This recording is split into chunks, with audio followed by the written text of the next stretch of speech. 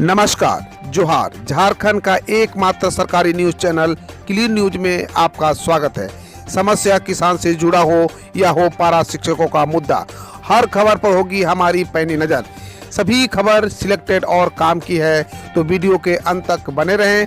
साथ ही आप न्यूज को किस गांव या शहर से देख रहे हैं, हमें कमेंट में ज़रूर बताइए। आज का लाइक है 100 रखते हैं, उम्मीद है कि आप इसे पूरा करेंगे। और रोजाना पंचायत चुनाव का अपडेट पाने के लिए चैनल को सब्सक्राइब कर बेल आइकन को प्रेस करें। तो चलिए जानते हैं आज का मुख्य समाचार। झारखंड में कल से लागू हुआ क्यूआर कोड और क्यूआर कोड पर बिकेगी शराब। नई उत्पाद नीति लागू। प्रदेश में कल से नई उत्पाद नीति लागू हो गई है।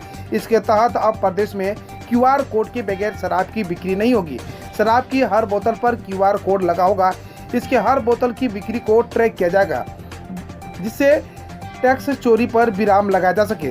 Jharkhand state beverage corporation limited के माध्यम से शराब बिक्री होगी। इसके लिए राज्य के सभी पर मंडलों में एक एक गोदाम खोला जाएगा। फिलहाल 2 गोदाम भी खोले गए हैं। झारखंड में ईद को लेकर सुरक्षा को पुख्ता इंतजाम। ड्रोन व सीसीटीवी कैमरे से होगी निगरानी।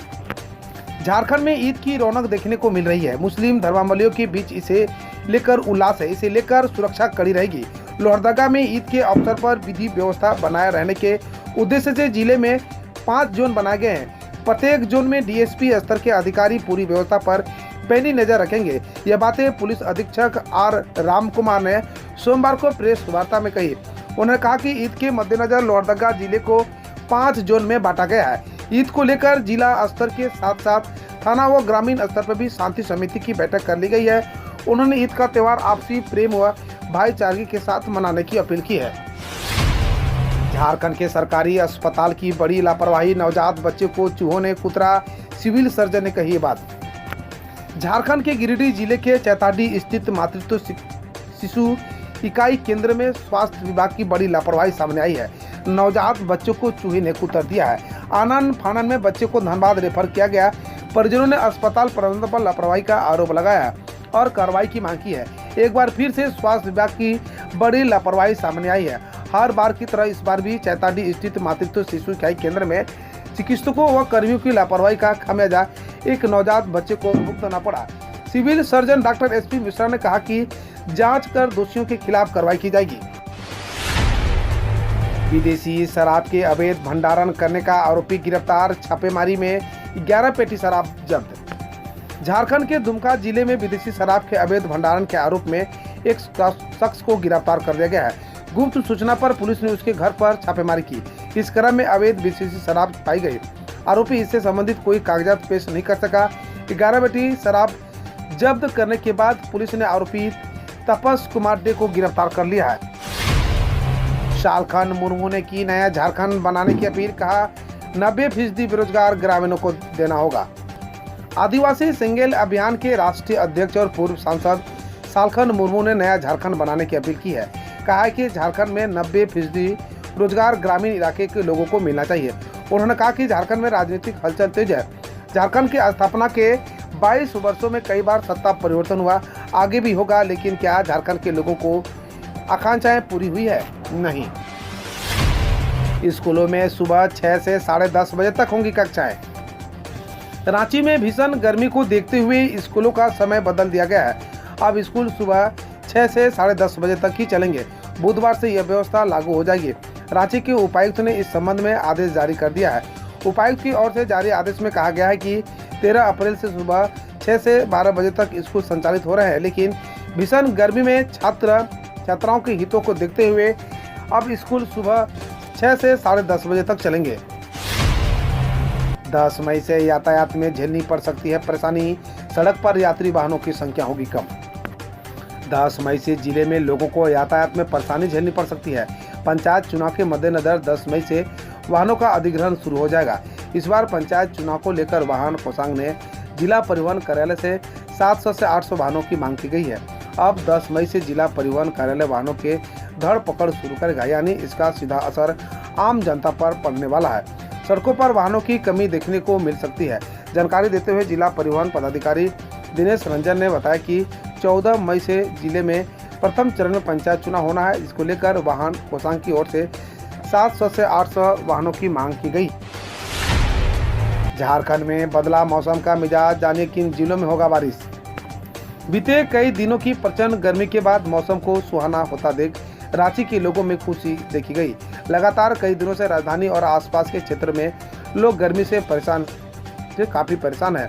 गर्म हवा और सूर्य की तपिश से लोगों का हाल बेहाल हो गया था। कई इलाकों में हुई बूंदाबूंदी से लोगों को गर्मी से निजात मिली है। 2 मई को झारखंड के पूर्वी सिंहभूम और जमशेदपुर में हल्की बारिश होने की संभावना है। 6 करोड़ कर्मचारियों के लिए नई अपडेट, जानिए किन पीएफ खाते में आएगा पैसा। कर्मचारी भविष्य निधि संगठन यानी ईपीएफओ के 6 करोड़ पीएफ खाताधारकों के लिए खुशखबरी है। ताजा मीडिया रिपोर्ट्स के अनुसार पीएफ खाते में जल्द ब्याज का पैसा आने वाला है। केंद्र सरकार का संबंधित मंत्रालय जल्द ही ब्याज का पैसा ट्रांसफर करने जा रही है। माना जा रहा है कि अगले महीने 30 जून को पीएफ खाताधारकों के अकाउंट में पैसा ट्रांसफर होना है। आप भी है टैक्स पेयर तो इन तरीकों से पा सकते हैं टैक्स में छूट। क्या आप भी टैक्स जमा करते हैं तो कुल कर देयता को कम करने के लिए बहुत सारे कटौती का लाभ उठाया जा सकता है। खर्चों से संबंधित कुछ कम लोकप्रिय कर कानून प्रावधान है जिनके उपयोग से टैक्स में बोझ को कम किया जा सकता है। आपके परिवार के सदस्य और विशेष रूप से इस संबंध में आपकी सहायता के लिए काफी मदद कर सकते हैं। पेट्रोल डीजल के बढ़ते दामों के मद्देनजर एसयूवी बहुत ही जल्द सीएनजी वर्जन लॉन्च कर सकती है। यह रही पूरी लिस्ट।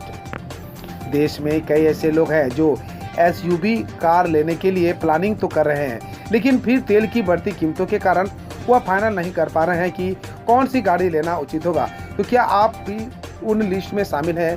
तो आइए हम आपको बताते हैं कि इस साल ऐसी सीएनजी वर्जन गाड़ियों में इस साल आने की उम्मीद है, क्योंकि एसयूवी टेस्टिंग के दौरान कई बार सड़कों पर देखा गया है। 3 मई यानी आज घोषित हनुमान चालीसा का पाठ न करें, पार्टी कार्यकर्ताओं से राज ठाकरे। एमएनएस प्रमुख राज ठाकरे ने पार्टी कार्यकर्ताओं से अपील की है कि वे 3 मई को घोषित हनुमान चालीसा का पाठ न करें, ताकि ईद के त्यौहार के दौरान कोई सामाजिक तनाव पैदा न हो। गौरतलब है 5 जून को कथित तौर पर ठाकरे के अयोध्या आने को लेकर कार्यकर्ताओं ने मुंबई में कई जगहों पर चलो अयोध्या के पोस्टर लगाए हैं। मुंबई की मेयर ने कही नियमों का उल्लंघन करने पर मंदिर मस्जिद दोनों जगहों से हटाए जाएंगे लाउडस्पीकर। महाराष्ट्र में लाउडस्पीकर के विवाद को लेकर मुंबई की मेयर किशोरी पेडनेकर ने कहा कि कानून सबके लिए एक है, इसलिए ध्वनि प्रदूषण नियमों का उल्लंघन करने पर मंदिरों और मस्जिदों दोनों जगहों से ही लाउडस्पीकर हटा लिए जाएंगे। उन्होंने सभी से शांति बनाए रखने की अपील की है। भोपाल पेडनेकर हनुमान चालीसा का किसी ने विरोध नहीं किया है। पंजाब कैबिनेट ने कई विभागों में 26,000 से अधिक भर्तियों को दी मंजूरी। पंजाब कैबिनेट ने सोमवार को कई विभागों में 26,454 भर्तियों को मंजूरी दी। साथ ही एक विधायक, एक पेंशन और घर घर राशन पहुंचाने की स्कीम को मंजूरी मिली है। इसके अलावा मुक्तसर जिले में नरमे की फसल खराब होने पर 41.8 करोड़ के मुआवजे को मंजूरी दी गई है। सुप्रीम कोर्ट ने कहा कोविड-19 की वैक्सीन लेने के लिए किसी को भी बाध्य नहीं किया जा सकता है। सुप्रीम कोर्ट ने सोमवार को कहा कि किसी भी व्यक्ति को कोविड-19 की वैक्सीन लेने के लिए बाध्य नहीं किया जा सकता। हालांकि कोर्ट ने कहा कि मौजूदा वैक्सीन नीति को अनुचित नहीं कहा जा सकता। सुप्रीम कोर्ट ने भारत सरकार को कोविड-19 टीकाकरण से होने वाले साइड इफेक्ट का डेटा सार्वजनिक करने का भी निर्देश दिया है। छत्तीसगढ़ में सरकारी कर्मचारियों का महंगाई भत्ता 5% बढ़ाया गया। छत्तीसगढ़ सरकार ने सरकारी कर्मचारियों के महंगाई भत्ते यानी डीए में 5% की बढ़ोतरी की है और यह बढ़ोतरी 1 मई से लागू हो गई है। राज्य के मुख्यमंत्री भूपेश बघेल ने ट्वीट कर इसकी घोषणा की है। राज्य सरकार के कर्मचारियों के महंगाई भत्ता पहले 17% था और वेतन की वृद्धि के बाद अब 22% हो गया है। राजस्थान में मियां का बाड़ा रेलवे स्टेशन का नाम बदलकर महेश नगर हॉल्ट किया गया। राजस्थान के बाड़मेर में मियां का बाड़ा रेलवे स्टेशन का नाम बदलकर महेश नगर हॉल्ट कर दिया गया है। भोपाल केंद्रीय मंत्री गजेंद्र सिंह शेखावत केंद्र और राज्य की अनुमति के बाद स्टेशन का नाम बदल जाता है। दरअसल साल 2018 में गांव का नाम मियां का बाड़ा से महेश नगर किया गया था और स्टेशन का नाम अब बदल गया है। कोविड-19 के बढ़ते मामलों के बीच गौतम बुद्ध नगर में 1 से 31 मई तक धारा 144 लागू। कोविड-19 के बढ़ते मामलों और आगामी त्योहारों को देखते हुए गौतम बुद्ध नगर ने उत्तर प्रदेश में 1 से 31 मई तक धारा 144 लागू कर दी गई है। पुलिस कमिश्नर के मुताबिक इस दौरान सार्वजनिक स्थानों पर पूजा आयोजित करने या नमाज पढ़ने की अनुमति नहीं होगी और अनुमति के बगैर किसी भी प्रदर्शन या भूख हड़ताल की अनुमति नहीं दी जाएगी। सर्बानंद सोनोवाल ने कहा, भारत पहला स्वदेशी हाइड्रोजन ईंधन वाले इलेक्ट्रॉनिक पोत का निर्माण करेगा। केंद्रीय मंत्री सर्बानंद सोनोवाल ने कहा कि सरकार ने कोचिन शिपयार्ड लिमिटेड में भारत का पहला स्वदेशी हाइड्रोजन ईंधन वाला इलेक्ट्रॉनिक पोत विकसित करने का निर्णय लिया है। बकौल सोनोवाल, पोत की लागत 17.50 करोड़ होगी। इसमें से 75% केंद्र सरकार वित्त पोषित किया जाएगा। हाइड्रोजन आधारित ईंधन सेल पर्यावरण के अनुकूल है। इसका उपयोग पहले से हो रहा है। कर्नाटक में चिप बनाने वाला प्लांट स्थापित करने के लिए 22,900 करोड़ निवेश करेगी ISMC।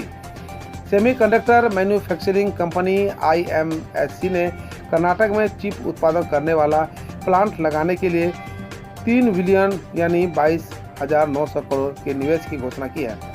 राज्य सरकार ने कहा कि अगर यह भारत का पहला सेमीकंडक्टर फैब्रिकेशन प्लांट होगा जहां 1500 प्लस प्रत्यक्ष रोजगार और 10,000 अप्रत्यक्ष रोजगार पैदा होने की उम्मीद है। कंपनी 7 साल में इस परियोजना पर लागू करेगी। हम रोज ऐसे ही न्यूज लाते रहेंगे, तो यदि आपने अभी तक क्लीन न्यूज को सब्सक्राइब नहीं किया है तो पहले फटाफट सब्सक्राइब कर लें, साथ ही बेल आइकन को दबा दें ताकि कोई अपडेट मिस ना हो।